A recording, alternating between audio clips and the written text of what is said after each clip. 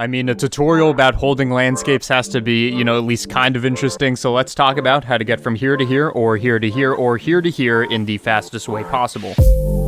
Honestly, this is more like step 0, but forget about that. What we are doing here is recording our footage, which means that you are going to need a piece of hopefully green paper so you can green screen out your fingers, a Sharpie so that we could put on dots so we can track this thing, and then also your hands so you can film your footage. So basically, just film yourself holding a thing and, I don't know, manipulating it so that there are at least 8 trackers visible at any point in the shot, and also make sure that at some point you get a clean plate of what is behind it if you want to make a ravine or something where we need to reveal what the background was. So, long story short, just record footage, obviously. We are now in step 2, which could be anything. I mean, what are we supposed to do after we have footage? Let's think about it. What could step 2 possibly be? Oh, you know the answer? That's right, we're gonna track the footage. And this kind of thing isn't as difficult as you might think. Really, all we need to do is import our footage into the movie clip editor, control-click a bunch of times to add a bunch of trackers, and then once you've done that, track forwards, which is gonna give us trackers for the entire shot. We then just solve for our camera, and then if we want to, we can also refine that by focal length or something, and look at that, we can now put any object on our trackable surface. Tracking really isn't that hard.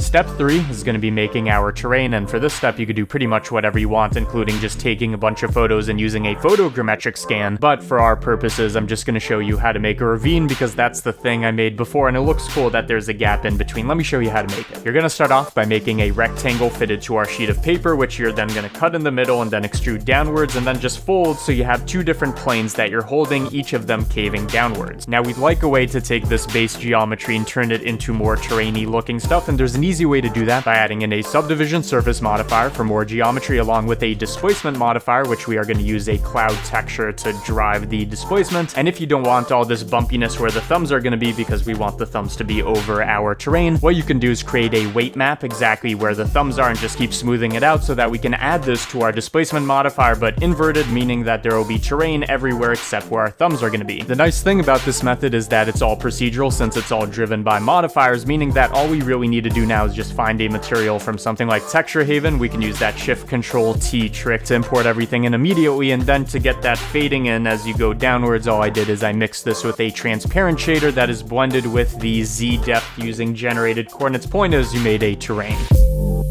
Okay, step 4 is going to be about, I think we're putting plants or something. Point is, the terrain just doesn't look as full if we don't add grass and trees and all that, and there are a bunch of ways to do this, but I'm going to elect to use the Botanique add-on. There's a link in the description if you're interested. It's a library of trees and plants, essentially, and what we're going to do is just load in some trees, plop them down on our terrain. I don't know which ones I'm going to use because I'm talking and editing these things at separate times, but, oh well. And also, the newer version of Botanique, which I think is version 6, has this feature where we can create grass without messing with particle systems and then do some weight painting to say where we want that grass. You can look into it if you're interested, but point is, just use whatever means necessary to make your terrain not look like fucking garbage.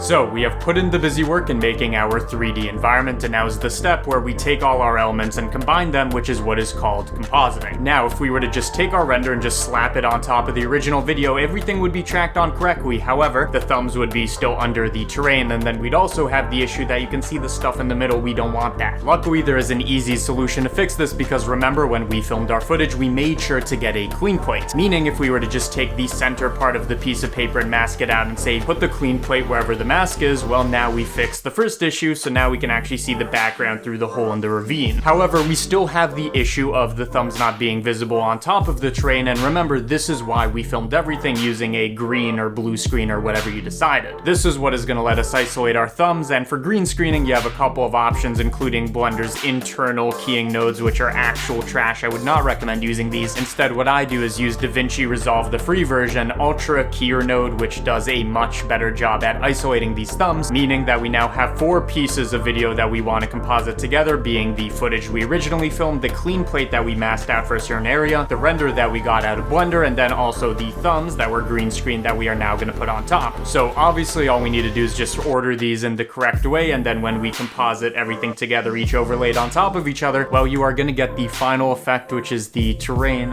I don't know. I guess that's the effect. Anyways, I've been CG Matter. You've been you. Bye-bye.